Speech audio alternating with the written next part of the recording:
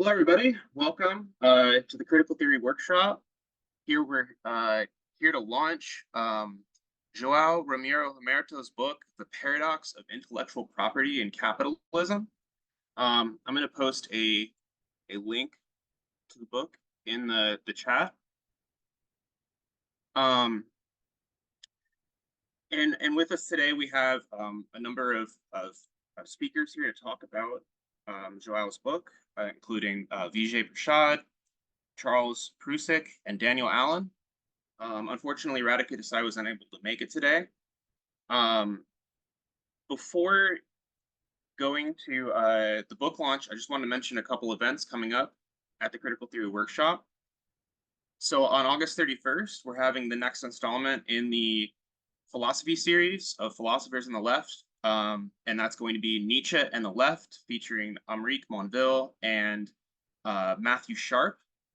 There are also going to be a number of events in September centered around the book launch of the new translation of Domenico Losordo's Western Marxism. So be sure to stay tuned for these events. To start us off, we're going to hear from João Romeiro Hermeto, the author of this new book, The Paradox of Intellectual Property and Capitalism. João holds a doctorate in philosophy from the Universiteit Witten-Herdecke. His research focuses on Marxism, the ontology of social being, the critique of political economy, and the critique of knowledge production. And he's the author of several articles and two books.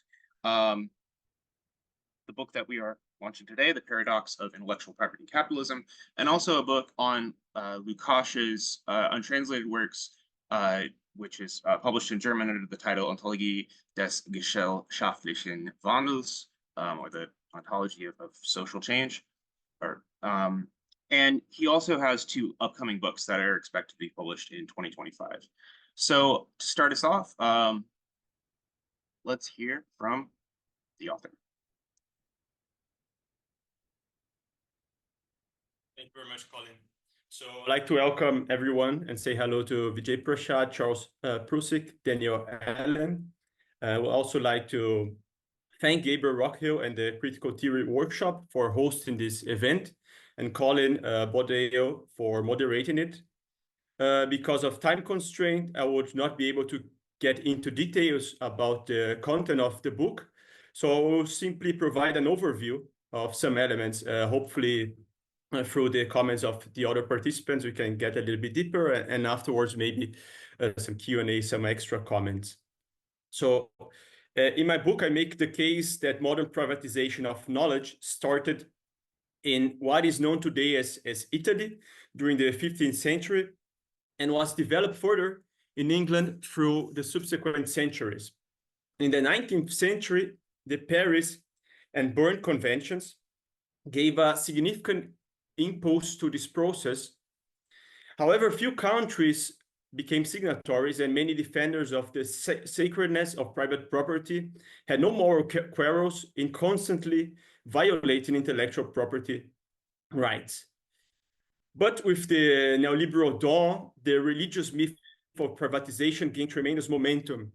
In December 1980, the Bayh-Dole Act transformed capital knowledge production in universities from being a part of capitalist infrastructure and a locus of ideology production to a fundamental business in surplus value production. Then over 20 years of lobbying was concretized in 1993 with the Uruguay round of trade negotiations coming to a closure, the 1994 TRIPS agreement. It was signed. And finally, in 1995, it was enforced. The TRIPS agreement actualized what the Paris and Bern Conventions could not in over 100 years of existence, namely to build a mechanism of coercion and enforcement that imposes the capitalist privatization of knowledge production. And this process was driven by US-American interests through a consortium of 13 US-American corporations backed by the US-American state. Let's address the question of property more generally. So despite countless theories of property, Marx's understanding seems to grasp property best, not as a concept, but as a movement, a social relation umbilically connected to the production of life. In this regard, property must be understood as appropriation. Social relations of appropriation define the concrete forms that property takes in each historical moment and context. Theorists, however, like James Boyle and recently Yanis Varoufakis in his recent book, suggested that the privatization of the mind represents a second movement of enclosure. But this overlooks how capitalism operates historically. That is, there is neither a primitive accumulation nor a secondary accumulation, but rather a constant process of expropriation and private appropriation taking place. And although the mainstream intellectual property theory recognize what I call the first paradox of intellectual property, that is the social character of knowledge production and the private character of capitalist appropriation, it still thinks this could be reconciled with regulation and reforms. So the mantra of capitalist intelligentsia remains: change everything so that nothing changes. It is also vital to highlight that the contemporary intellectual property theory conceives intellectual property as something metaphysical and intangible, providing a justificatory veneer for the private appropriation of knowledge. They accommodate and dampen capitalist contradictions and, as mentioned, at best suggest regulation and reforms. Theorists conceive intellectual property as deriving from the legal system, which is historically wrong because the latter merely provides legitimation to ongoing, to existing social property relations, and consider the very legal system to be metaphysical, which is ontologically wrong since it is based not only on concrete social relations, but also on a material apparatus that constitutes its infrastructure, I mean, of the legal system. So the historical development, I step back more generally, the historical development of human cognition is not unique in itself, as many philosophers suggest, claiming, for instance, that the so-called free will or consciousness or intelligence are all human unique features. Other animals possess intentionality, consciousness, and intelligence. Instead, it is human activity that is peculiar to our species because the way through which we produce and reproduce human life completely differs from other species, namely through labor relations. And this connects with my other book about social ontology, not ontology in the metaphysical sense, but as a process, something that is acquired historically and is always changing and evolving. So the human free will and consciousness and intelligence have historically been shaped by labor relations and dialectically have shaped labor activity. Therefore, both labor and human mind have endured crucial qualitative changes together in tandem with one another. Besides, in each historical moment, a particular context outlines the scope of possibilities and demands of the necessary transformation to sustain human lives. This hints at a vital dimension of human activity. Again, that labor and teleology are a dialectical unity, and not to mistake it with Aristotelian or idealist teleology, which conceives the natural moving in the thing itself as a destiny to be realized. Furthermore, metaphysical science thinks of culture as a thing in itself. So what creates culture is culture. This tautological, empty reasoning assumes what needs to explain. In reality, labor relations create and shape culture, creating conditions and possibilities non-existing in nature and even in culture itself, because as labor progresses, cultural dimension is transformed with new conditions. So moreover, the development of labor imposes the need to develop sociability and cooperation. Thus, intentionality, that is teleology, involves toward joint intentionality and collective intentionality. Conversely, the development of social intercourse demands the development of communication, which acquire a new and revolutionary accent when linguistic conceptualization emerged. This portrays a general evolution of the human intellect. But as mentioned, property, that is appropriation, must be understood as a totality. The so-called material and intellectual appropriations are two moments of a totality, like premise and result. And here I don't have time to go on it, but it's a methodological element I have derived from Hegel and Marx, and I consider very important. We have this also in capitalist production, when the means of production or the product of the means of production, what is produced, becomes the premise for something else, which is consumed. So result becomes premise, premise becomes result in a dialectical process. So, and through this process, throughout this process, humans transform themselves. Life is produced and reproduced by cooperative labor arrangements, giving rise, for instance, to trust and recognition.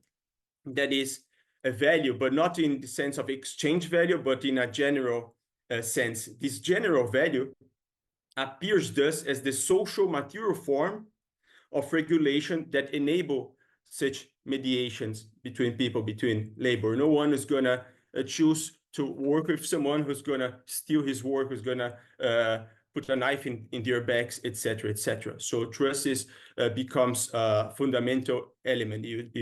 And also how you portray yourself. You're not you are going to avoid lying and so forth and so on.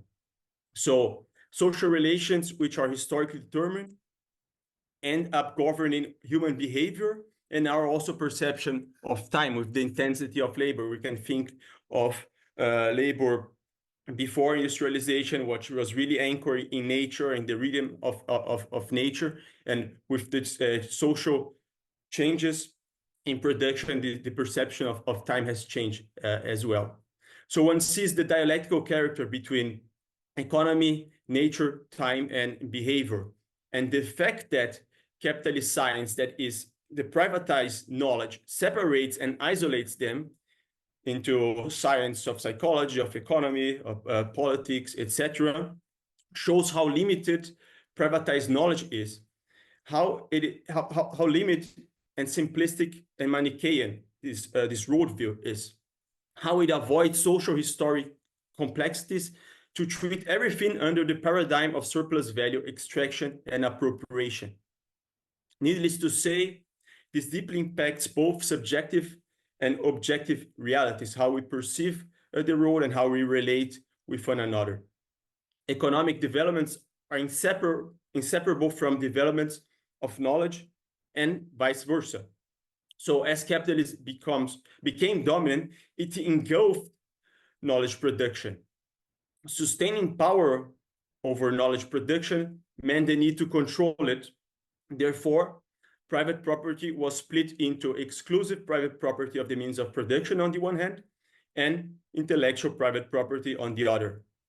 So additionally, the capitalist state has been tasked and used as risk taker in the development of new knowledge and technology with universities, with military, with so many projects. We can think basically the internet, the whole digitalization, the whole infrastructure that we conceive now, and see the big techs as the on the edge of capitalist performance. It's all based to social development. So the knowledge, the logic that has been followed is social development of knowledge and technology with private appropriation. This process has an additional internal contradiction, which I call the second paradox of intellectual property. So in capitalism, social knowledge has to relinquish its social character to be socially actualized.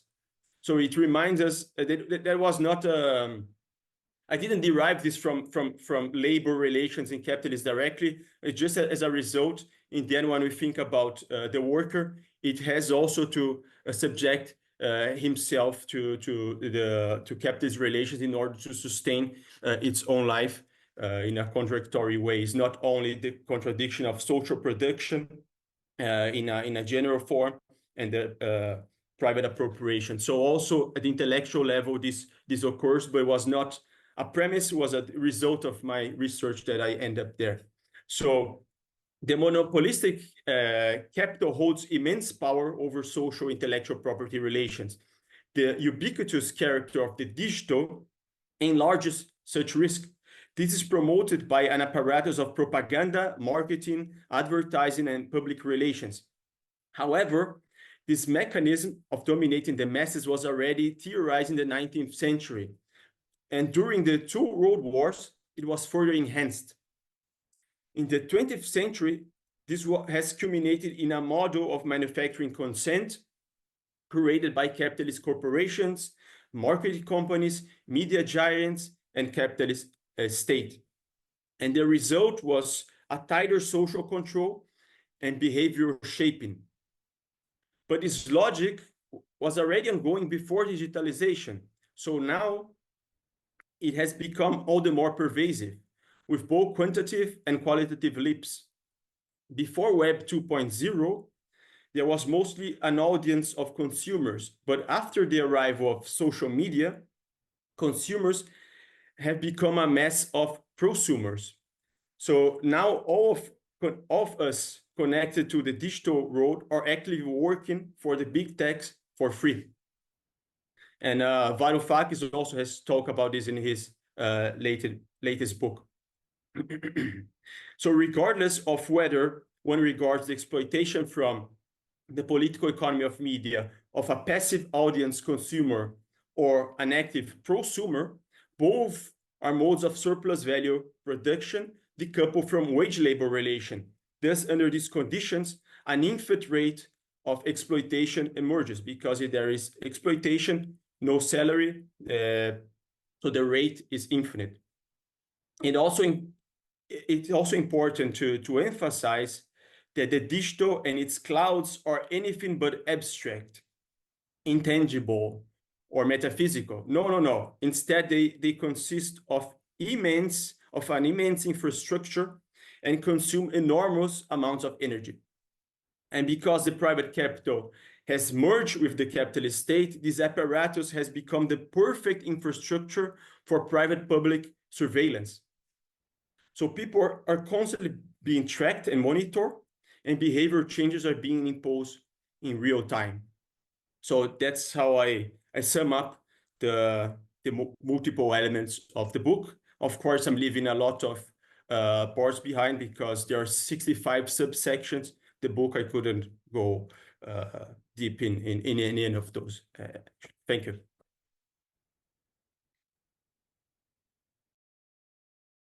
Thank you. Sounds really exciting. Our next speaker is Vijay Prashad of the Tricontinental Institute for Social Research. Okay. Vijay, would you take it away? Yeah, okay. So thanks, João. It's a very interesting book. And I must say, it's a very clever book. It's at a level of thought which often defeats me. It's very philosophical and it's very engaged. It's a kind of philosophical journey through a history of Marxism on intellectual property, productive and unproductive labor, and so on. It was quite exciting for me to read it. So congratulations very much. I wanted to just make some brief remarks about the two paradoxes and raise some parenthetical thoughts about them. First, the second paradox, because your book is structured around the paradoxes of intellectual property. The second paradox was interesting to me, which is the deepening in the 1990s of intellectual property becoming more for private appropriation. And, you make it clear, private doesn't mean personal property. That bit in the Communist Manifesto where Marx and Engels say that, they accuse us of wanting to take away your home. And he says, but we don't have any home. The farmers don't have any land. you're carrying mortgages on your back. What private property, they write. It's a very lovely section. They say, what private property? You don't have any private property. And of course, that leads to nothing to lose but their chains. But the point you make in paradox number 2, which is the deepening in the 1990s, I want to say I've been in the middle of this argument for a very long time. I went to my box and I pulled out this text. It's a Third World Patent Convention held in New Delhi in 1982. Sorry, in 1990. I had gone for this convention.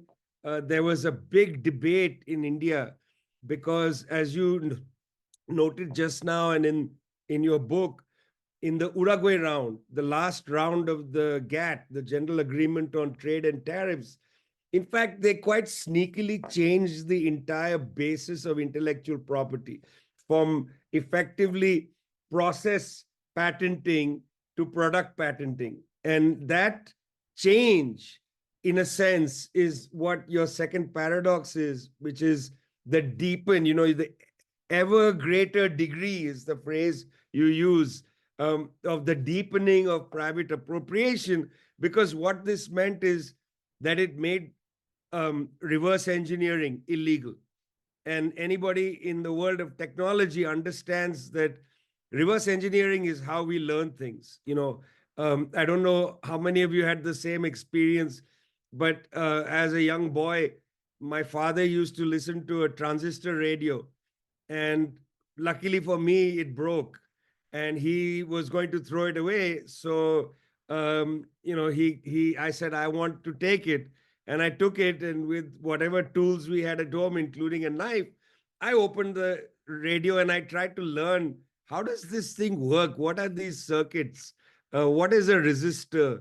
And, this is, of course, long before the internet and so on, no YouTube. So I remember going to the local one of the local people who fixes things in our mohalla, in our neighborhood. And he explained to me, the current goes here and it sends this and so on.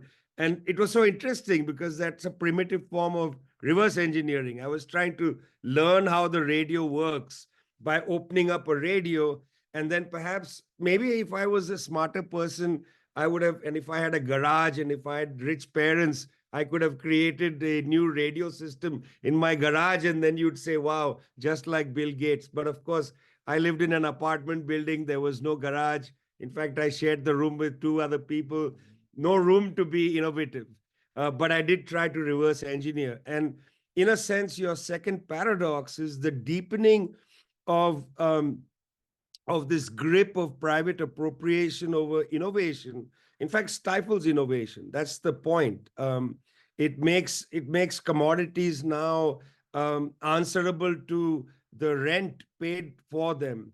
You can't answer a commodity by producing a better commodity through reverse engineering. It's only answerable through its, as it were, its price, or in the case of how most things work, rent. And of course, this comes to the first paradox, which you put forward, which the way I understood it is intellectual property, as it tightens its grip. In fact, it impedes, from a Marxist perspective, this kind of intellectual property regime, the TRIPS regime, trade-related intellectual property regime. This regime, it actually stifles innovation completely, not only because it prevents reverse engineering, but it also stifles innovation because as capital develops into a much more complicated and much more fixed sense, in the sense of fixed capital, when your fixed organic composition of capital increases towards fixed capital, and at the same time, as you have a monopolistic firms develop, these firms, which have already invested a vast amount of fixed capital on yesterday's innovation, they don't want today's or tomorrow's innovation to come in, because tomorrow's innovation would mean that they would have to go back and spend an enormous amount of new fixed capital to renovate the infrastructure that they've already built. And since they are near monopolies, it's much easier for them to just buy up innovations and shelf it. And that's exactly what Microsoft does. I mean, the great dream of a startup is not to actually have your innovation go into the system, but to have your innovation purchased in an IPO by Microsoft, and you just walk away with $300 million or $20 million or whatever, and you don't care what happens to the innovation because that's sitting in a shelf in some cold storage in Bill Gates's gutter. He's hiding everything because they don't want to renovate past infrastructure, and that's related to the organic composition of capital. I mean, this is something, wow, that Marxists can understand, but also people in the business world understand it. They understand it for practical reasons. This is where Marxism is actually the science of the world. We don't have to impose our analysis on the world of business, because if you walk into a business school and you meet somebody who's honest about the problems in big business, they will accept this interpretation because they see what this requires and what this means, which is, of course, that the United States is getting outflanked on tech by countries like China. And the reason they're getting outflanked is private capital is impeding innovation. And monopolistic capital, even more, is impeding innovation at a huge rate because the inertia levels are so high, right? So now, wow, I'm going to offer paradox number 3. This is for the afterword of your second edition, okay? Paradox number 3 comes to democracy, and I'm going to make some comments which I most likely will regret. You see, paradox number 1, which is this thing about scale, monopolistic firms, in my opinion, as I understand paradox, monopolistic firms effectively stifle innovation because of the organic composition of capital, okay? But this says nothing about the state and the role of the state in investment in innovation. Because we know, and almost all, even mainstream books say, well, the internet, initial funding came from the government, from the US Defense Department, DARPA-NET, and so on. Most early innovations at scale have enormous government financing or credit that comes from cheap money that the government has occasioned. The state plays an enormous role, one way or the other. Even if it's private capital, who is making the money cheap to allow it to go into those bets that are being made at a large scale? So this third one, you have to introduce the state in. Now, my proposition to you is that democracy, or actually liberal electoral democracy, paradoxically, is a stifler of technological innovation. Why? You see, if I'm in government for 4 years, I am not going to use my political capital to build large tech facilities. I don't want to draw money away from social welfare programs, transfer programs, and so on, or even tax the rich in order to build a giant new infrastructure. I think many of you are sitting in the United States. I'm sitting in Chile. The thing I would like in Chile is I would like a train from Santiago to Concepcion. I mean, it's ridiculous that I have to drive or, take a flight. This is one of the world's longest countries. We could have a high-speed rail that goes from the penguins right up to the lithium, but we don't. And so you have to either fly or drive. No democratic government, liberal bourgeois democratic government, is going to put a massive investment to build anything, because that is going to bring them a net negative result in their 4, 5 year, 6-year term. That's the reason why a country like China can produce massive technological innovations, because they are not constrained by 4 years, 5 years. In the United States, every year there's an election, or every 2 years there's an election. You can then plan, and you can then use social surplus in an intelligent way.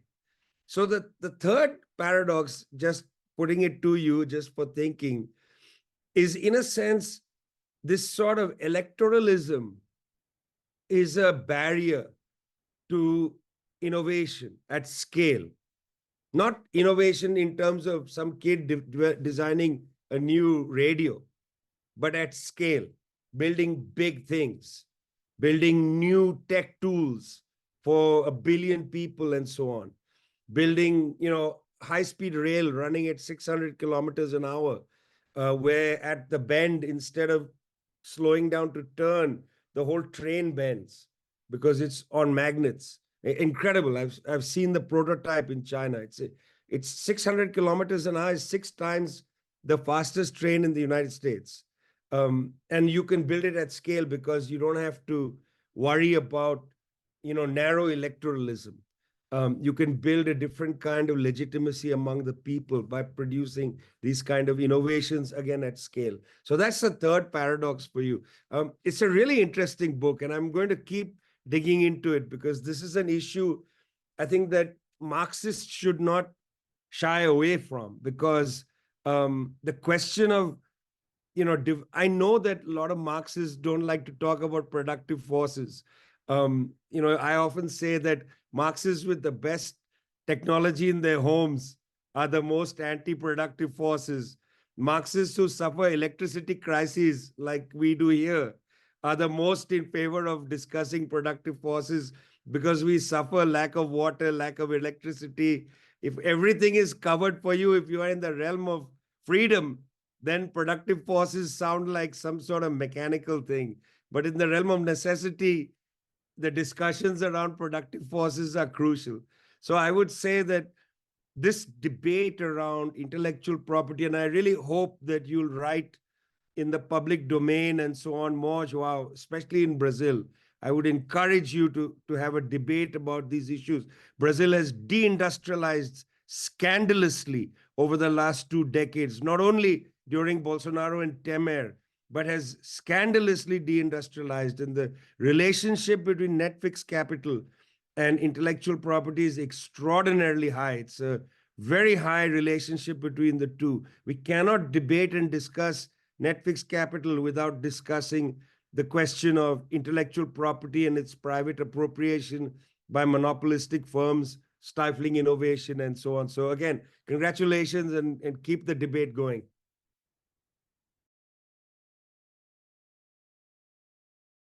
Thank you so much. Our next speaker is Charles Prusik, who teaches philosophy at Morehead University. Charles.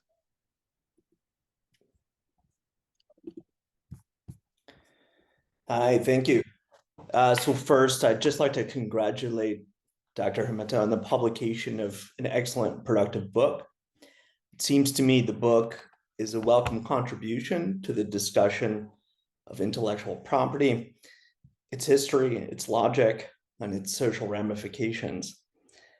In addition to demonstrating a deep knowledge of history, Dr. Hermeto also succeeds in developing a critique of the political economy of intellectual property, showing a clear grasp of the significant complexities of the interdependence of intellectual property and capitalism in general.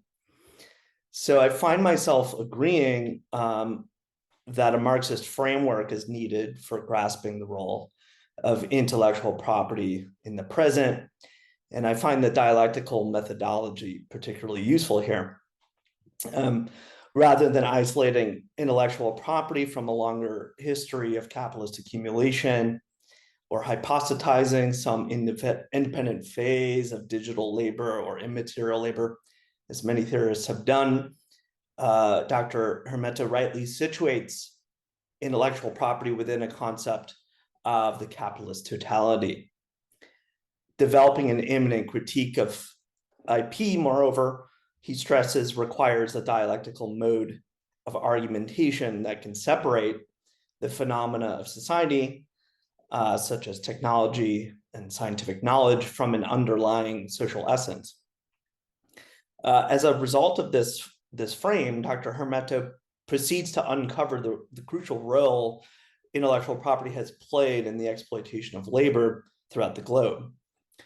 In addition to analyzing with great clarity the dynamic impact of intellectual property in the recent phenomena of neoliberalism, fictitious capital, and the internationalization of state-protected mechanisms of primitive accumulation, Dr. Hermeto rightly emphasizes the fundamental importance of monopoly in the consolidation of today's age of big tech capital.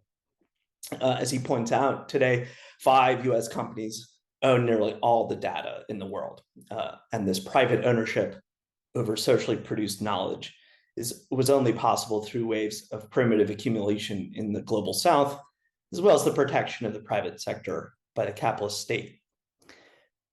Through careful reconstructions of several of the key events in the history of intellectual property, for example, the Bodayle Act of 1980 and TRIPS, Dr. Hermeto uncovers a long progression that can only be grasped within the history of capitalist development. While playing a clear role in exploitation and accumulation, Dr. Hermeto identifies 2 key paradoxes of intellectual property in need of illumination. First, the capitalist privatization of knowledge presupposes the collective social sphere. And second, knowledge, despite having an ontological character in general, an existential condition of being socially conceived and collectively actualized, presupposes attaining a particular form under capitalism and requires privatization. In short, only when it is private can it gain a social dimension. So the history of intellectual property is entirely bound up with the dialectic of the social and the private, that is, of the capitalist form of society that only reproduces itself through the private appropriation of social labor. Through a salutary return to Marx's critique of capitalism, Dr. Hermeto demystifies attempts by others to portray intellectual property as the outcome merely of legal institutions, revealing legalistic relations to be the result of a prior process of accumulation and dispossession. The book firmly situates intellectual property within the capitalist totality as one of several interlocking moments. Understood as a, quote, means to secure the extraction of surplus value, the system of intellectual property has also played a role in the neoliberal revolution of the 1970s and 80s, which can best be understood as an attempt to overcome real structural limits to profitability. So to help me better understand some of the analyses here, I have just a few questions regarding Marx's concepts and their relation to the analyses of the book. Regarding the central paradoxes of intellectual property, in one formulation you write, quote, the capitalist privatization of knowledge in order to secure surplus value and thus replace itself as capital destroys the existing pool of knowledge by creating the sine qua non condition of its exclusion from the collective and social sphere. However, the production and reproduction of knowledge presupposes the collective and social sphere. The second paradox, quote, emerges from the ontological fact of the production of knowledge under a capitalist mode of production. And then skipping ahead just a bit, only when knowledge is private can it gain a social dimension. This is how you put it on page 55. So the paradoxes of intellectual property, if I understand you correctly, have to do with the social presupposition of private property and the peculiarity of capitalism as a system that can only achieve a social character as a commodity. I find this formulation powerful and illuminating, but I'm left with the following questions. What is the significance of the concept of paradox you're employing here? Why not speak, as you do later, of a contradiction between the logic of social production and private appropriation? Does the concept of paradox do some work that contradiction does not? Given your emphasis on the Hegelian influence on Marx, it would seem to me that the key to grasping this subject is through the logic of contradiction, which, as you point out, is immanent to capitalist totality. The second question, which is related, has to do with the contradiction between the social and the private.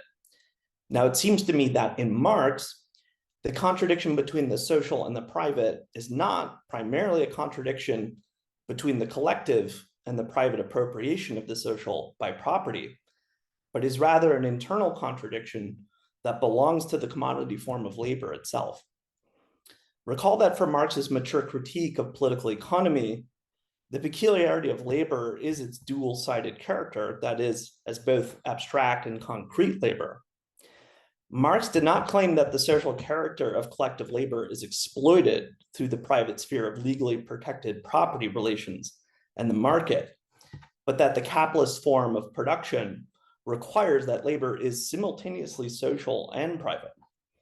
That is, insofar as labor is oriented towards production and surplus value is privately expended labor, labor that is conditioned by the social relations which are expressed in value.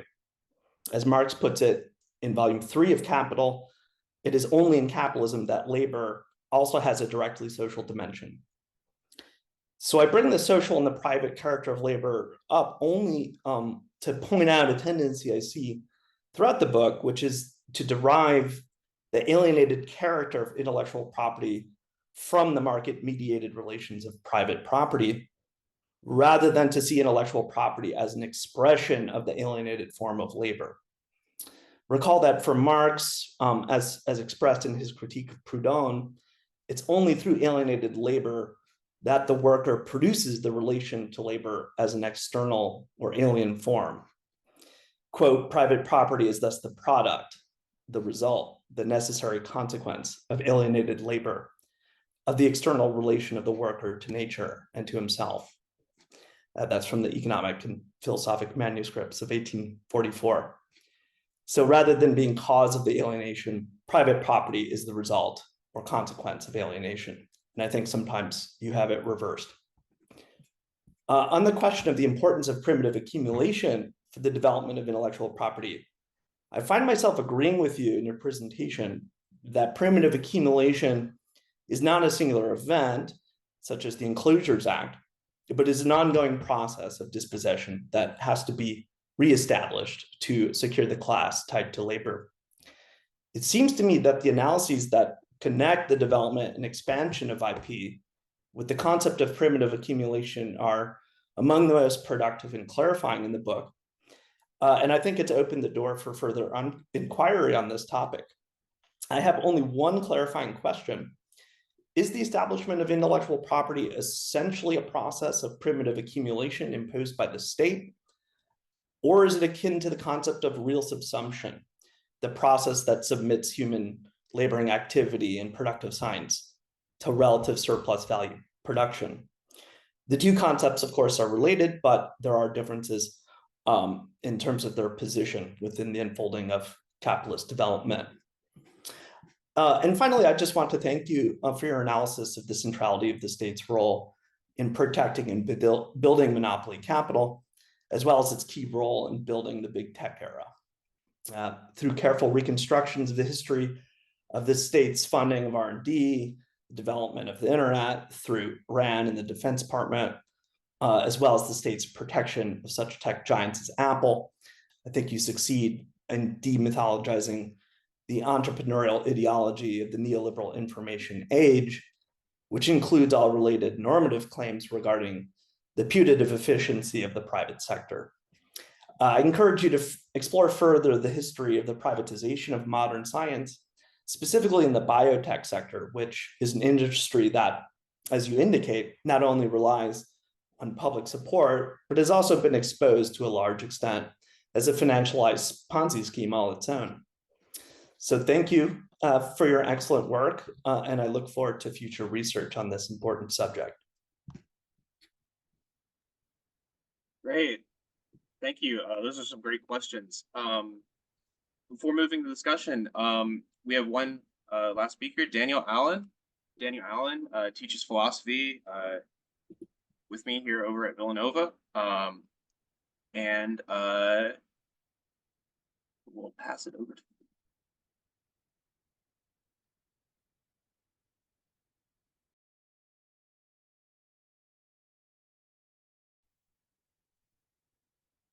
Good to go? You're good to go. Okay, great. Thanks. Thank you, Dr. Hermeto. This book was really great for me. I'm currently doing my research in various concepts of intellectual labor. And more recently, I've been exploring the concept of intellectual property more recently as it's sort of circulated in the culture industry as a way of protecting content. And so I've been kind of interested in what, if any, the connection between IP and intellectual labor is. And I think in your book, there's sort of an implicit skew between the two, right? Where intellectual property emerges from more what you call intellectual appropriation, which is a sort of social process of extraction of value through use of patents, copyright law, et cetera. And then you sort of focus on social management and social control. And so I just wanted to push that a bit. So it seems to me that here intellectual property is not the product of intellectual labor, but of a form of reverse engineering, actually, even though it's made illegal. This is what occurs in most cases, right? Somebody finds the most efficient, cost-effective way while paying the least to produce the same product so that anybody else is at pains to make the same profit, so on and so forth, right? That's more a form of appropriation than any kind of innovation or any act of discovery or intellectual work that we could speak of. And so likewise, intellectual labor is not simply, as you write, the abstract effort of individuals producing ideas with certain material costs and the means of consumption, like brain food, coffee, and leisure time, but it's a social effort, the efficacy of which expands and contracts with the existing generations of a community and their total well-being. That is, it's a kind of social endeavor. So you talk about teleological setting as opposed to sort of an abstract teleology, and what basically intellectual property is a sort of expropriation of the teleology from the setting, or a sort of breaking of endeavor from the social process.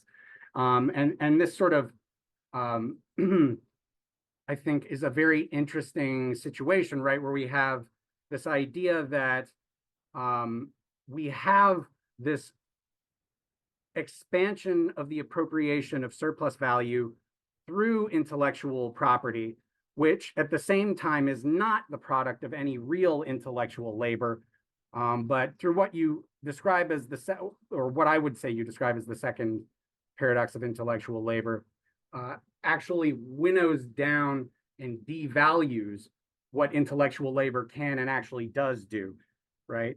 And so the question that I have for you there is, can you say more about intellectual labor in relation to intellectual property?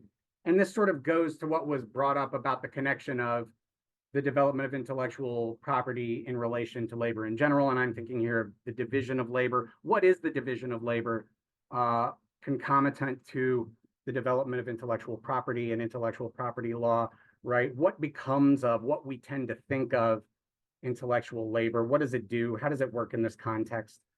These are things I'd like to hear more about, because, you know, we're not going to find some analogous intellectual labor theory of value that's going to elucidate, you know, what intellectual property is, as your book sort of elucidates. What we actually find is a means of preserving sort of order and cohesion in the core states where deindustrialization is happening, and we're actually being, you know, pushed into a phase of high unemployment and fluctuation of value. And then in the periphery, right, where intellectual property is being used to produce goods in a new context, and this is being used to sort of even more greatly extract use value from the global South through this process. And so I'm just wondering, you know, somebody's really smart behind this. There's some real intellectual labor going into this, some real organizing going on,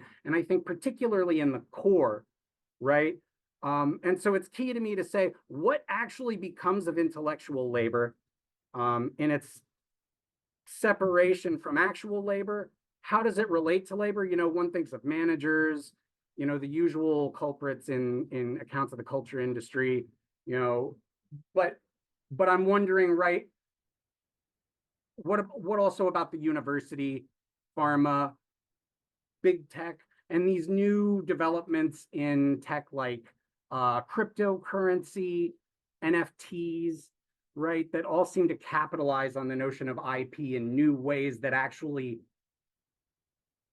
to me, seem to actually take the IP into a new dimension, right? So NFTs are ways of actually extracting profit by making like a copy of a patent that isn't really a patent, and somehow you can mine it for value. And it's just kind of sort of like, what are the permutations of intellectual labor that emerge or result from our idea of intellectual property, right? This is the biggest issue that comes up to me. And then I sort of wanted to take on the idea of the prosumer a little bit in relation to what becomes of intellectual labor, what happens to the division of labor here, and the idea that suddenly in consuming, because there's data and because the data can be used to kind of inflate the value, we sort of say in the very act of consuming that the person becomes a producer.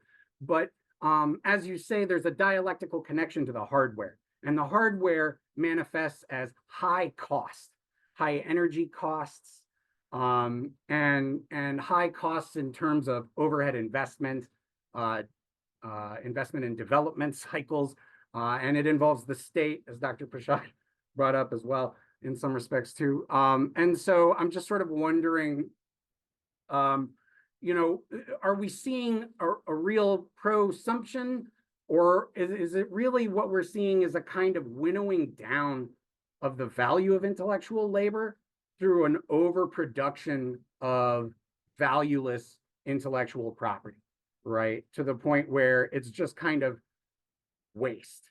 It's wasting our energy costs, it's wasting our currency, it's forcing us into situations where we're cutting jobs, right? My brother's a translator, and now he basically just, you know, corrects Google Translate or DeepL for a living.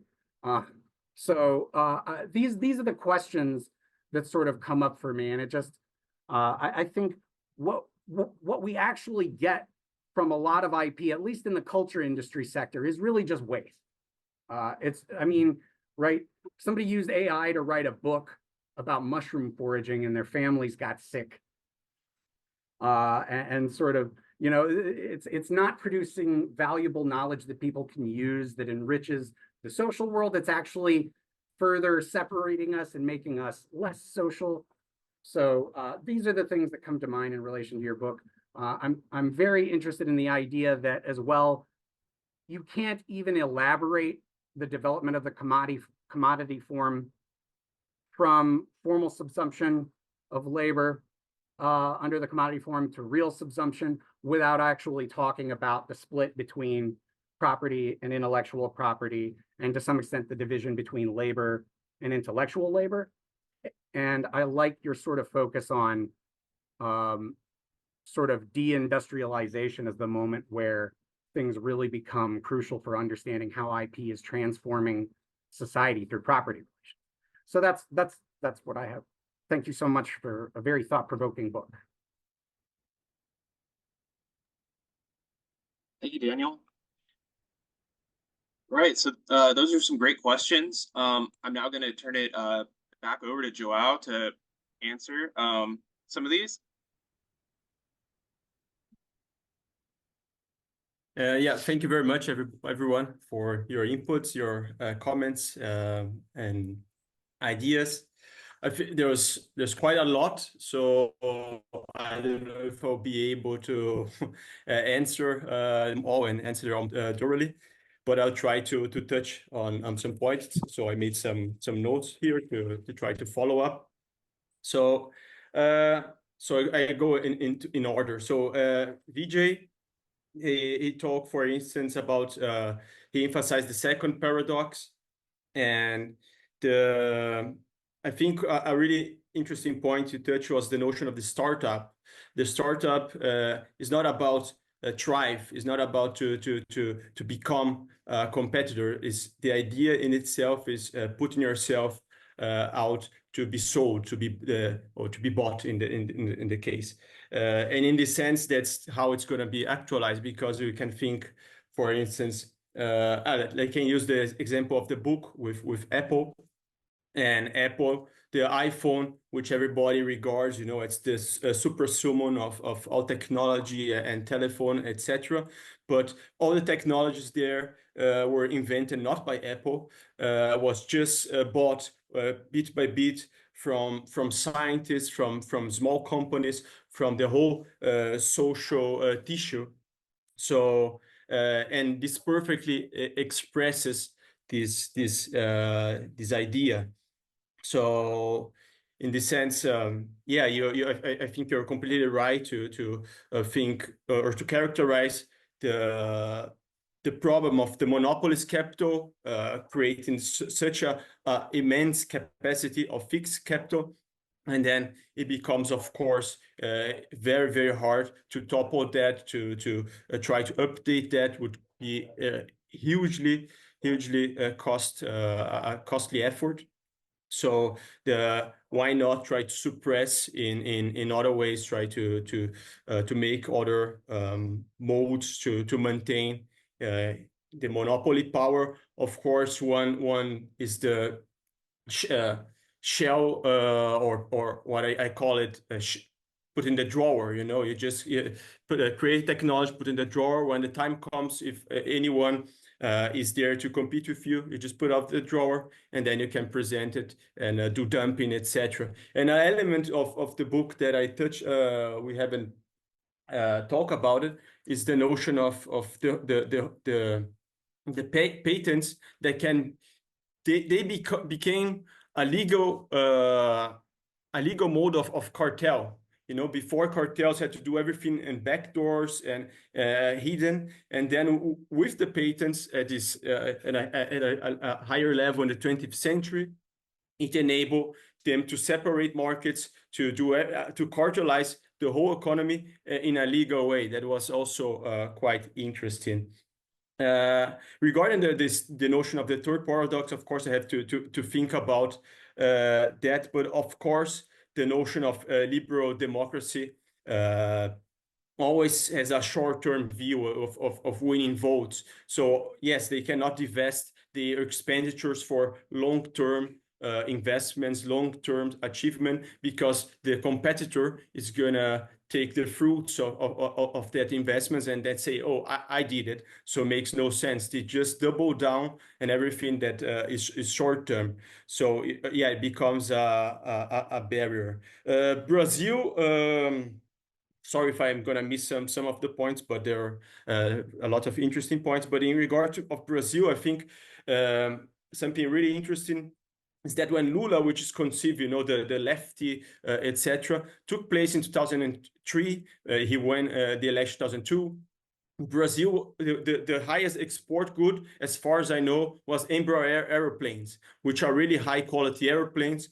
And when he left office in 2010, when the banks had made so much profit, more than the whole history of Brazil, and the major export of Brazil became soybeans, so raw material in natura. So Brazil, for instance, produces a lot of orange, exports orange and imports orange juice. So it's completely absurd, the whole industry of Brazil. Yeah, it has been completely destroyed, and it's part of the Washington Consensus of the whole IMF package, and also the liberal democracy in Brazil has been like a football match. One cheers for A, other cheers for B, but who wins is FIFA, the corrupt entity. So yeah, in regard to Charles' points, there are some great questions, but they're quite long and complex. So I don't know if I'm gonna be able to answer you properly. If you like, you can ask me again if you have time, or we can talk later, but I'll try to do my best. So you're asking first question, why paradox and not contradiction? I also been puzzled about that, because I think both are correct at the same time. But with the paradox, I wanted to accent one specific element, that the notion of the true truths at the same time, which makes completely no sense.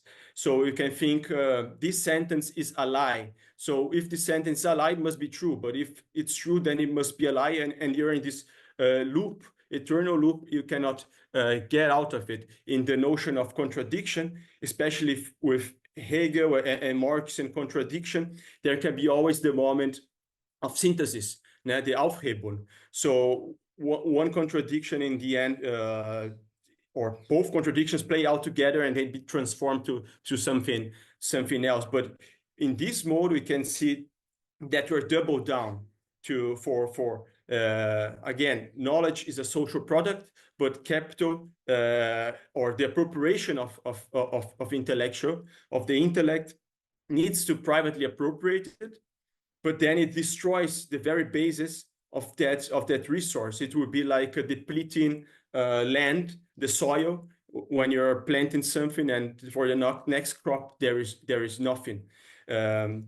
So, and at the same time, to produce knowledge, like we're just talking with the example with Apple and the startups, yeah, to actualize what they produce as knowledge-wise, they have to abdicate that knowledge that they created. It has to leave the social sphere, has to leave their immediate possession, so it has to be expropriated and appropriated privately to attain a social sphere. But the social sphere is already handicapped, but because as soon as the owner gets it, it's gonna impose necessarily a barrier in developing it.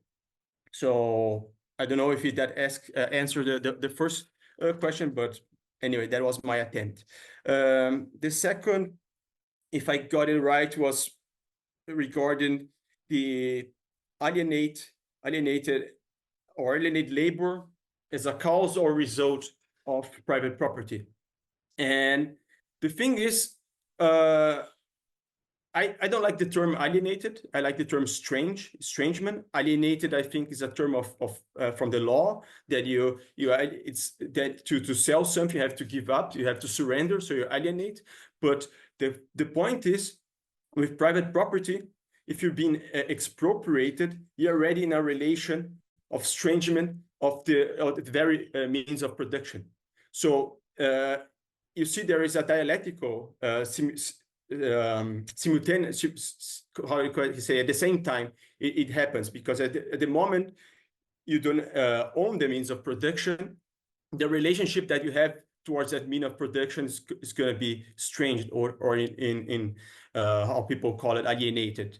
So I think it's really hard to put as cause and effect in this sense, because they are part of a dialectical unity.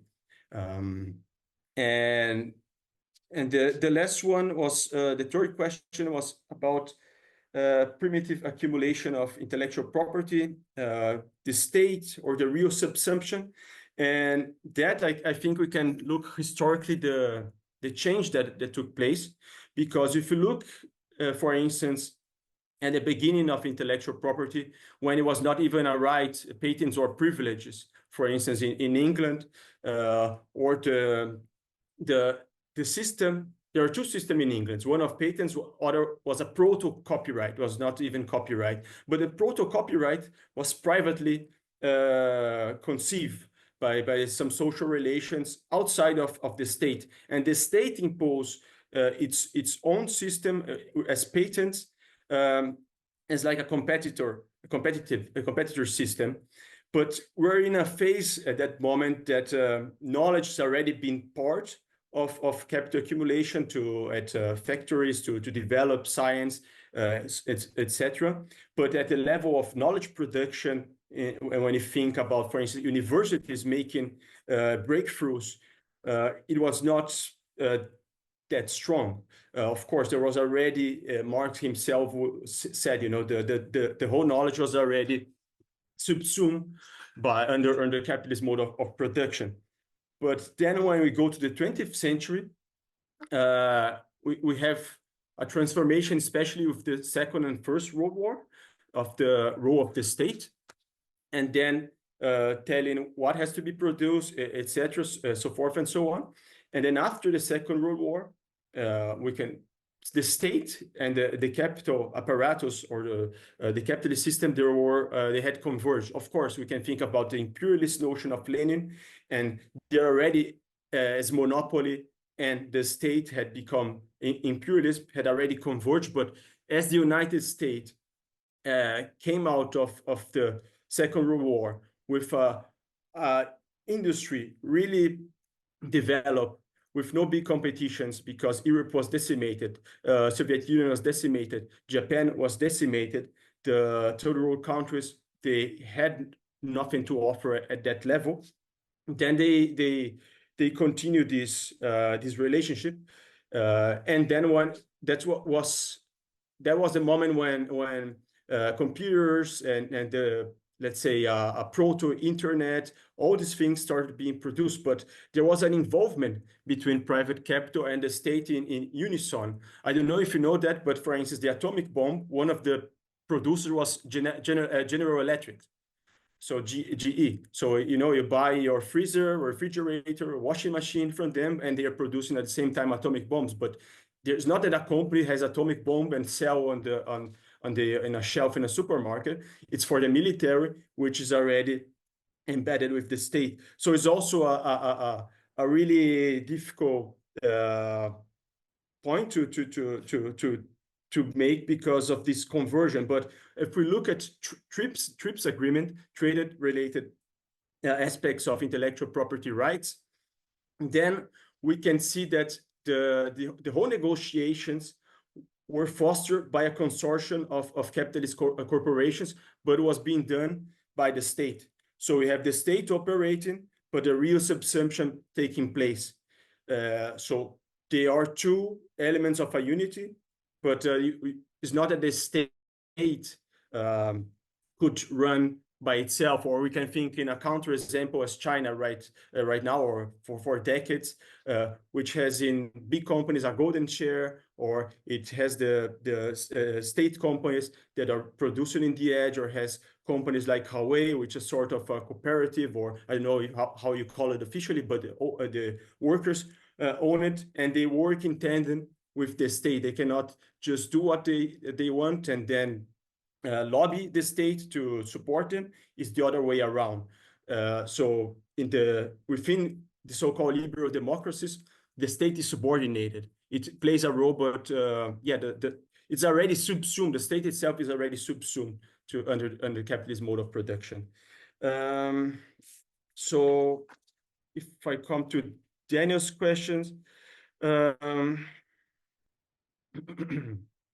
how intellectual labor connects to intellectual property. In my view, from my findings, my research, I differentiate between intellectual property as intellectual appropriation, as something that we have all to do it to do the most basic things of learning. But the intellectual private appropriation is the moment when private capital tries to appropriate that. So we can think about, there is a really nice book. It's called The People's History of Science. I quote it sometimes in my own book, or at least refer to.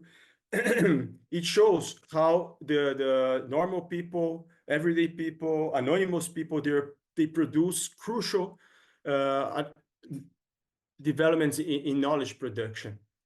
So they already do intellectual work, intellectual appropriation. For me, that's already intellectual property, and that's through labor. So their labor, it was in totality, labor and intellectual labor. There was no split yet. And with capital, when it enforces the split, then we can think the isolated within the, let's say, a division of labor, those who do intellectual labor and those who do manual labor, etc. But as I also, maybe I didn't make explicit enough in this book, and I'm trying to correct this in my next writings, is that intellectual property and property, there are two modes of materiality. So when you say intellectual, there comes this notion intangible, abstract, metaphysical. But no, there's no code without the hardware. Or even I remember when I studied engineering, we did on paper. We wrote the code, you know, by hand like this. And then we would go to a computer and test things. But, or it's in the brain with blood, with oxygen, with the mass. So this notion that the intellect is separated is false. It's just a mode of materiality. And I think if I remember correctly, your other question, I think it connects to that when you talk about the prosumer and hardware. IP is a waste. Let's think about the early development of computers and then even the internet. The costs were really, really high. But is the cost of knowledge that is high, or is the material cost of the hardware? So they go together again. Or you can think about books. I think it's funny to think that ancient people would write on vases to transfer knowledge. Then there will be papyrus in Egypt, and then paper, then printing, then printer from Gutenberg, which made really dynamic. But all these, you know, paper, ink, the capacity of the brain, they're all concrete forms. And so if you have hardware, you can write something, then you can maybe erase, or you can have a quantity of gigabytes, megabytes, whatever, and you can put more. But also a book, you have the empty pages, and you can write a certain amount. If you write on pencil, maybe you can erase. With this pen, I can also erase.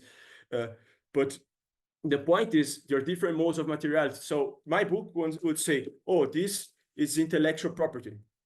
Yeah, is this tangible? Yeah, this is really tangible. Is this abstract? No, this is concrete. This is material. That's not metaphysical at all. The thoughts in my mind are also not metaphysical.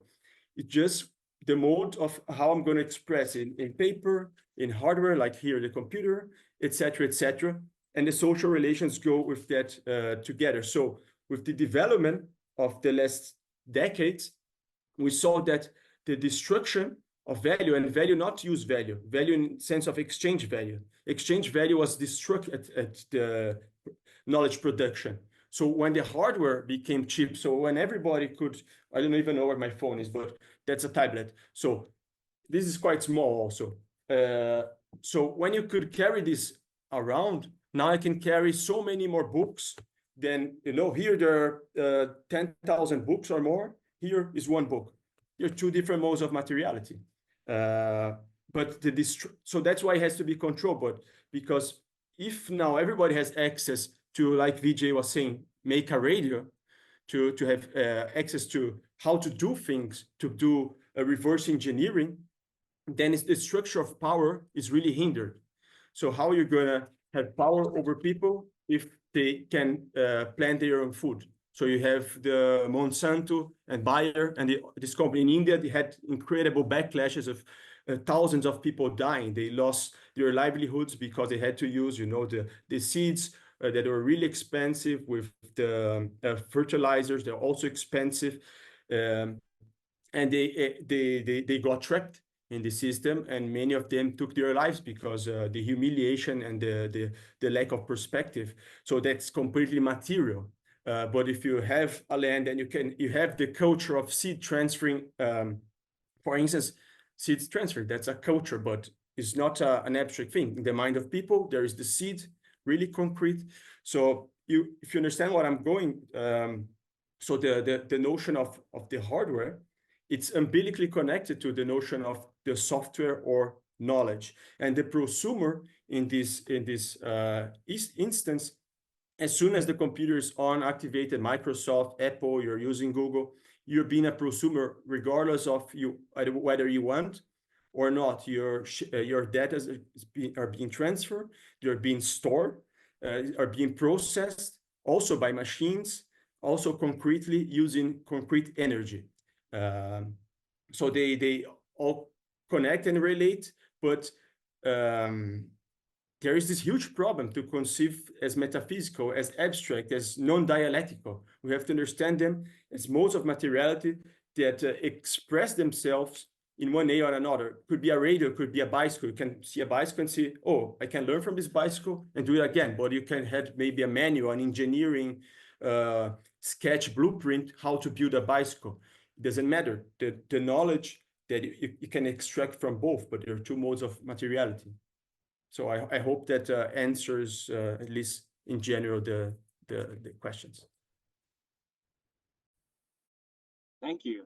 That was great. I think we have time for a couple questions from the audience. So if you just want to use your raise hand feature and ask João a question, then I will unmute you.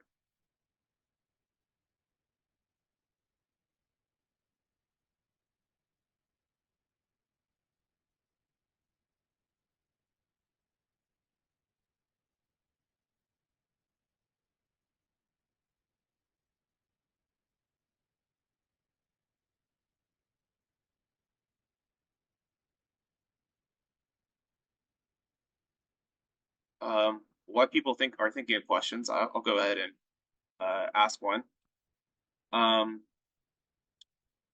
So Cheng and Fu talks about 5 characteristics of neo-imperialism, and one of the characteristics he mentions is intellectual property.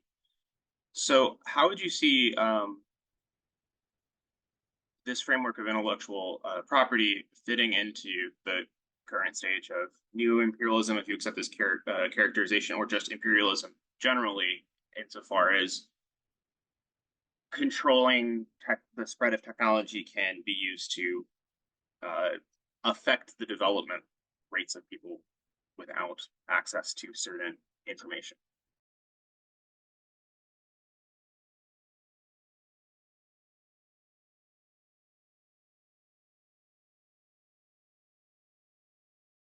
I have to unmute you.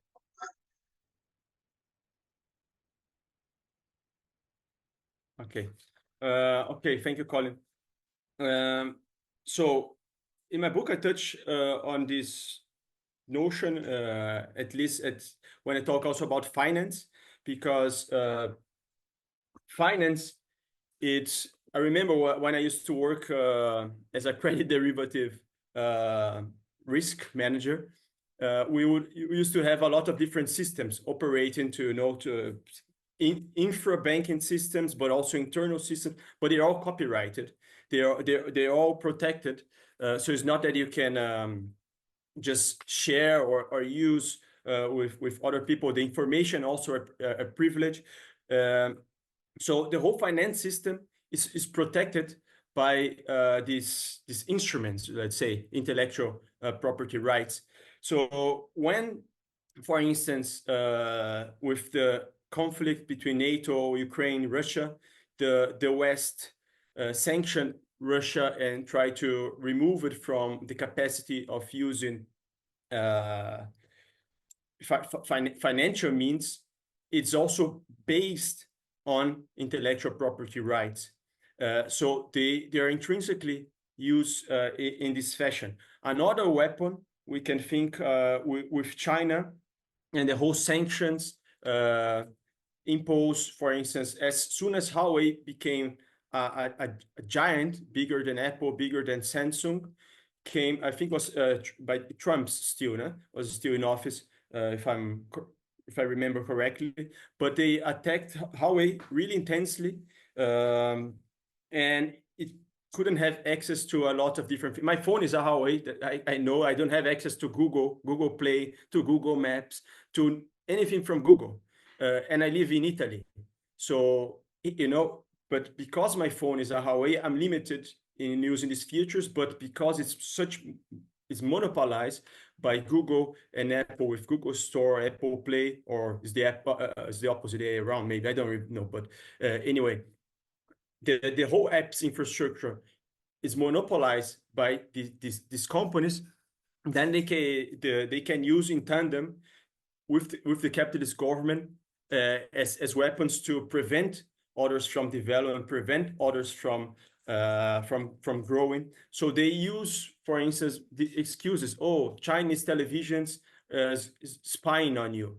But we know for a fact that NSA, CIA, they hack the devices, they put software in the devices to hack and spy, and it is public knowledge, you know. So in the end, they don't care about the fact that you're being hacked or not. Even probably is a bogus accusation. But the point is how to limit it, other players into accessing the markets, developing, building a competition. Then we can go back to Vijay's point about the fixed capital. So if the US has developed a lot in the last century, then now in this monopolized phase, okay, it was already a monopoly, but I mean, it's so concentrated that to substitute the fixed capital with new capital, a huge amount of investment would be necessary. So yeah, it's easier to make money in the financial sector, where you can move really fast capital, don't have to do the effort of investing, of making that sort of labor. And why you hinder any competitor of damaging your existing fixed capital base, let's say. So yeah, I could go on, make other example that because we don't have a lot of time, and I think Gabriel wants to ask a question. I'll finish with that.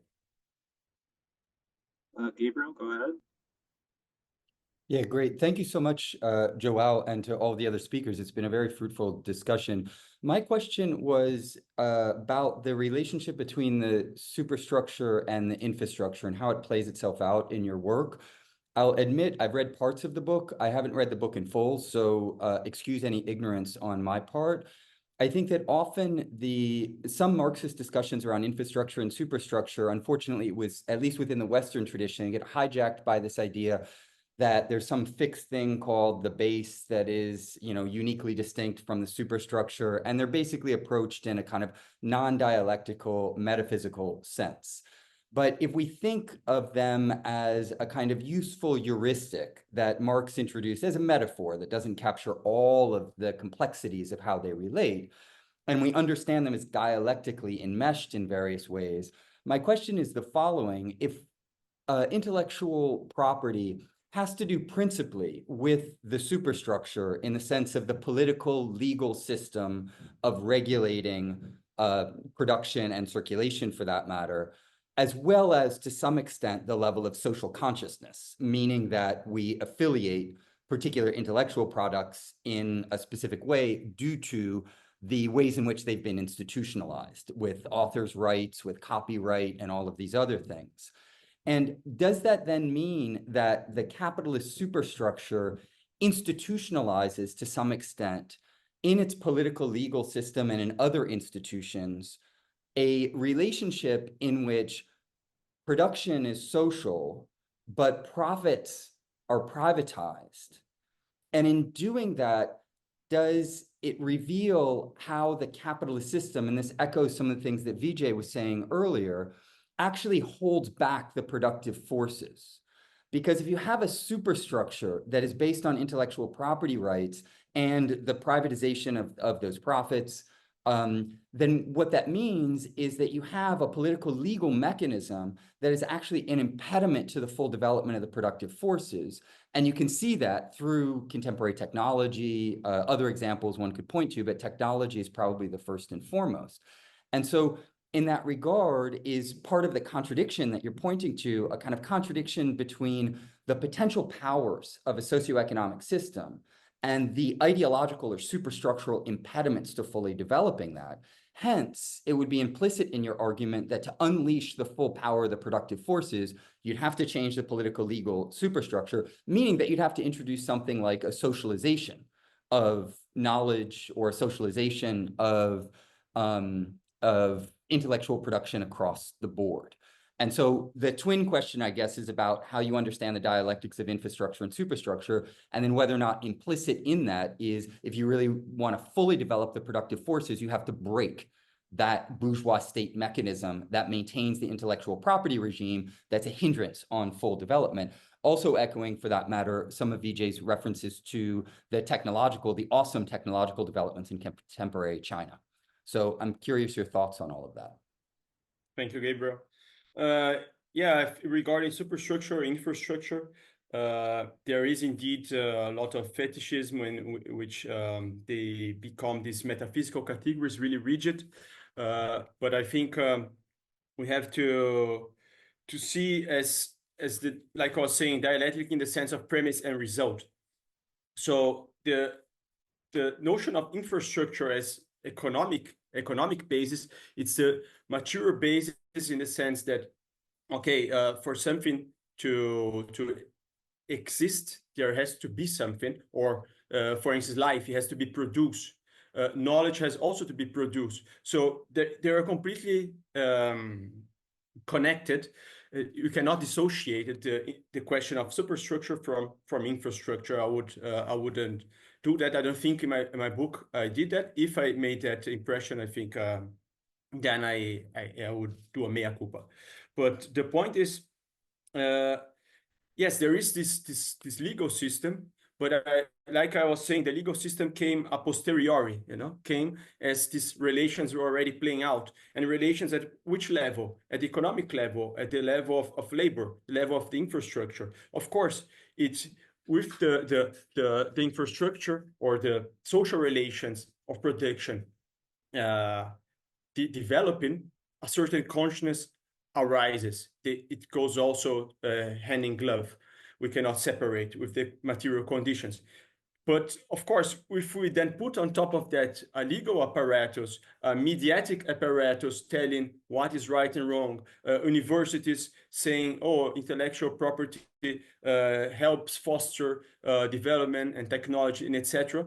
In the end, you can also change conscience because of the division of labor. Let's say a person working with something that has nothing to do with the sort of research or even research in the let's say in technology is not going to be impacted in a way that's going to create a consciousness, except if the person is studying in parallel, is getting a sort of political education. But yes, to break with that, I think I made it quite clear in this system. That's why the paradox. There is these two truths at the same time. There's no Aufhebung, there's no supersession. They are in a stronghold. It has to come from the outside, from a push that either political from within or either political from without. But in itself, for instance, a company like Google or like Apple or whatever of these companies tomorrow says, oh no, we decided to open up all our knowledge to you, everybody. It's the whole basis, the whole material basis of existent phase. That's why I call it ontological basis. Makes no sense. But on the opposite direction, if you take, for instance, Linux, which is a kernel in which different operating systems are built, the private companies have already used a lot of Linux infrastructure, which was completely socially built outside of the commodity sphere, outside of a market, outside of profit making, money making, etc. But the whole Android is based on Linux. But if you try to copy Android, Google is gonna tell you, no, you have to pay me, or they'll just say no, absolutely no. Or Microsoft, there is the servers that they use, Azure or something like that. The servers are based on Linux, and this Microsoft is making a killing out of this service. They're not using the Microsoft Windows to run their servers, but the knowledge conceived socially. So yeah, to create a mechanism in which we, let's say, get the power back, we cannot think like some economists or thinkers would, leftists would say, oh, let's just do cooperatives and automatically, our work relations will evolve in a collective, cooperative, socialized form. No, the question of taking power in politics, socializing politics, and is absolute crucial to make a change. Within our contemporary society will be the question of state power, of course. We cannot go without thinking about that. So I don't know if that answer your question, but yeah, I would at least portray initially within these lines.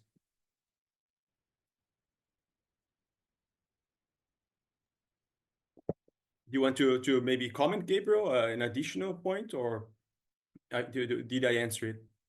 Well, no, I mean, obviously this, we could further develop the conversation. I was thinking in particular about the ways in which when you do have socialized intellectual production, right? If that be in the realm of technology, if it be for any of those who are doing academic work or journalistic work, if we could all just work together constantly and not have it be under the property name of a singular individual who gets a line on a CV or a career from that, we would be able to do much better work. And I think that there are a lot of extant examples of that, technology being perhaps first and foremost, just due to its absolute centrality in maximizing the productive forces.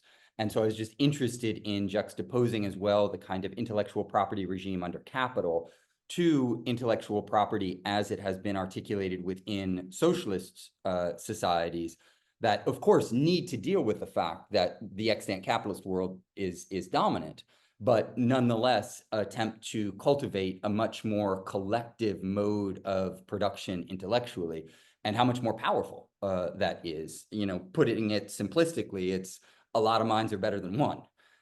So I just wanted to make sure that that was kind of part of the conversation, but obviously these are things that can be part of an ongoing dialogue. So I don't really have follow-up questions. I'll turn it back to Colin. But if I may, I think it's important to emphasize something that at least I think I made it clear in my book, that social property relations or property as part of social property relations. So it's always a movement, it's always ongoing, it's always changing. So you cannot reify or even think, okay, even if I consider the exclusive private property of means of production, the central feature of capitalism, it doesn't mean that's the only one, the only form of existing property, and that is going to stay like that. So even now, if we see the big techs and big pharma for that matter, a lot of the profit they are making, and also Wall Street and Wall Street, they are making a lot of profit from extracting surplus that the government is extracting from the people.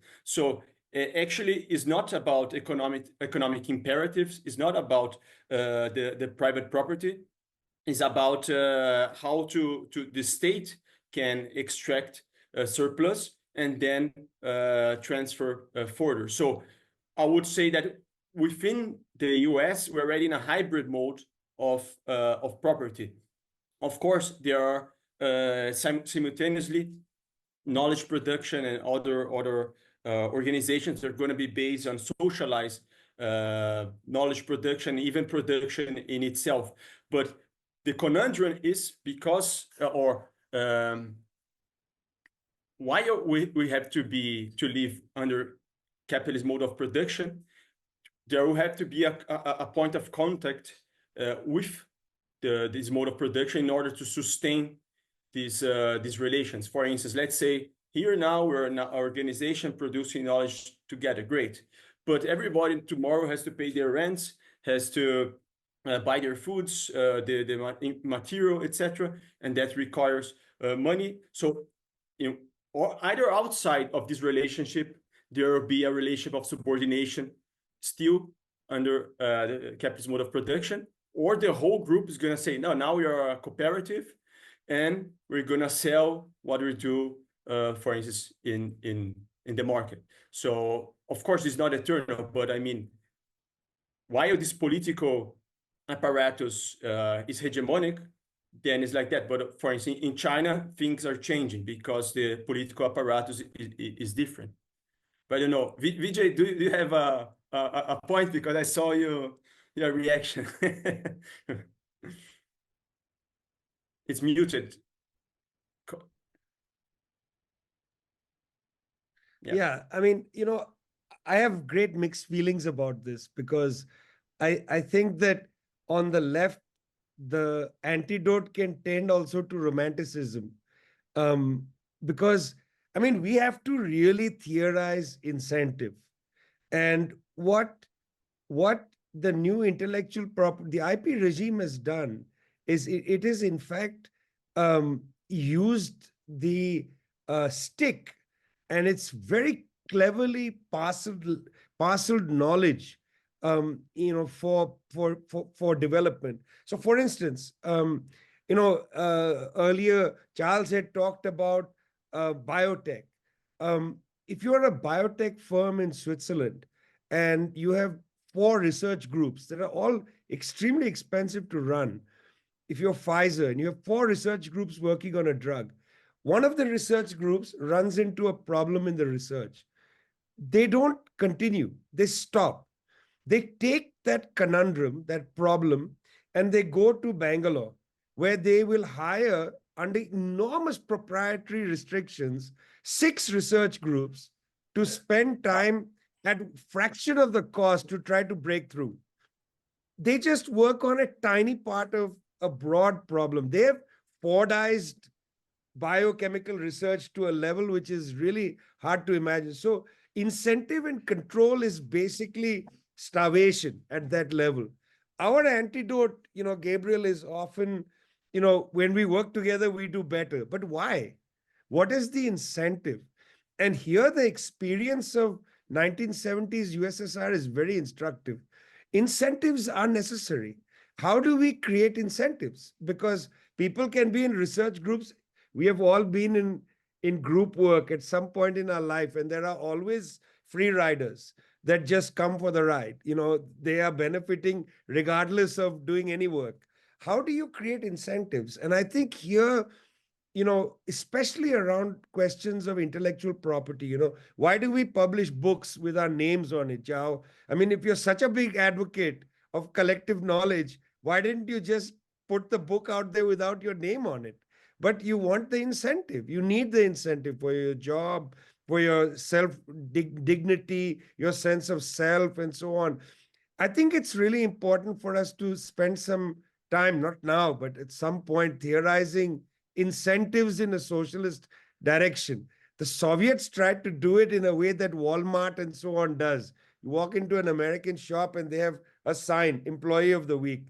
I remember visiting Soviet factories when I was a youth, and they used to have giant things, the best workers in this factory and so on.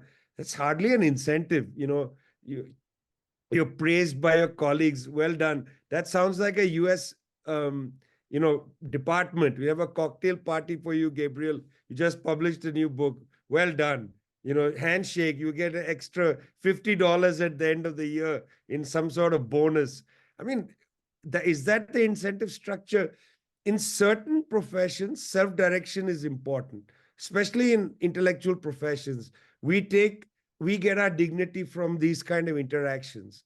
But what happens to other professions? And I think in tech, this is a big issue, and the International Division of Labor is incredible. The biotech guy in Switzerland is making 500,000, 400,000 euros a year. The person in that research group in Bangalore is making about 8,000 euros a year. That International Division of Labor and those differential incentives really change motivation and so on. And I hope that when we come out of a debate and discussion on IP, we keep seriously in mind the question of incentive, because really that's what we're arguing against when we argue against bourgeois ideology. Bourgeois ideology will come back and say, well, if you don't pay me a lot, I'll have no incentive to work. Look, we know that that's an insufficient argument, but what is our sufficient rebuttal to that? I think that's important to spend some time on, not here, but later. If I can add to your point, Vijay, for instance, Huawei has, I think, 2 elements that are interesting. One is that mostly all workers are own the company. That's one, but they try to hire talent using exactly the normal mode, trying to offer really, really high pay, exorbitant pay to 18-year-olds, 20-year-olds without even a degree, but those people that are trying to develop knowledge by tinkering, doing by themselves.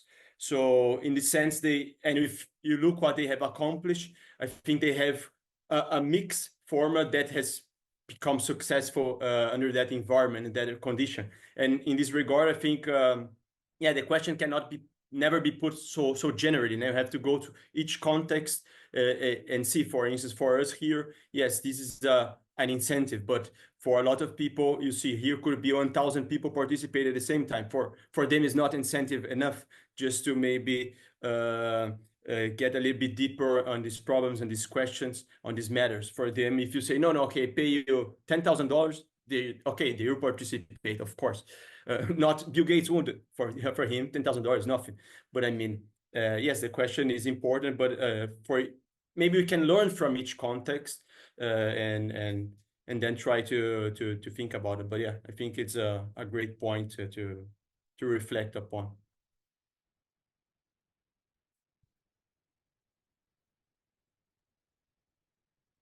Along these lines, I wonder if you might say something about the difference between what we have been talking about is the socialization of the process of production of intellectual commodities and the kind of, I don't know, like hacktivist, let's put it all out there for free kind of socialization of the products and at the level of consumption of intellectual property, right? So like, and then something I've noticed too is that if you look at like a lot of Chinese movies and television shows are on YouTube because there's no copyright. Then you go to Chinese or Russian sites and you find American like books and movies there and things like that. And so this whole kind of hacktivist idea of just making all the intellectual property free, how does that then stand in contrast to the socialization or collectivization of the process of intellectual production itself? I think that right now that's an illusion because, of course, I can make use, access a movie database of books, but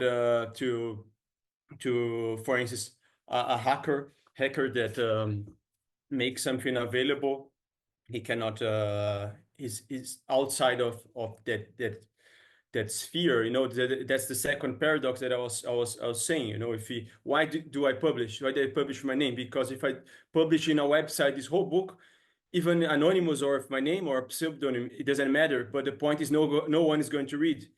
I publish with this publishing house because it's a publishing house with credibility. And even if I'm not, I don't have economic incentives to publish with them, but my incentive is, of course, to keep the ball rolling, you know, to foster the discussion, the debate. But for instance, with the hacker, or a lot of hackers, they were the ones that started the internet movement. You know, okay, there were academics, there were people in government and the military, but the digital important part were the hacker movements.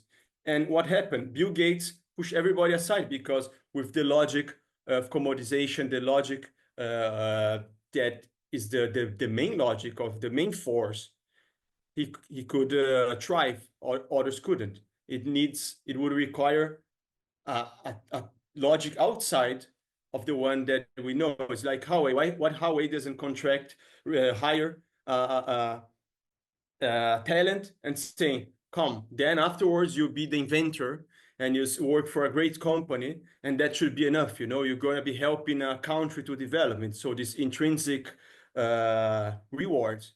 No, within this mode of production, within this logic, it's unbeatable. It's a ontological condition. With money, you get power. Then if, let's say, you are it's a developing technology and you have your own dream of develop something even greater, you need capital. If someone pays you good enough, you can then save and use that later as capital, and so forth and so on. So it sounds to me a little bit like like an anarcho movement in which if everyone does by themselves without any organization, without any organic element to it. So I don't see how this can go much further. You can ask here for everybody participating, how much of us use library libgen, you know, probably some that work in the academia. Everybody who's outside doesn't even know what that is.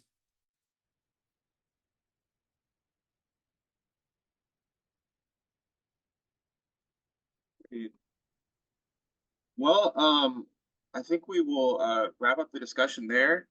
Just one more reminder that our next event is August 31st, which is Nietzsche and the Left with Amrit Mondel and Matthew Sharp as part of our philosophy series. So stay tuned for that and for the discussion of Domenico Lasorda's Western Marxism starting in September with a number of events.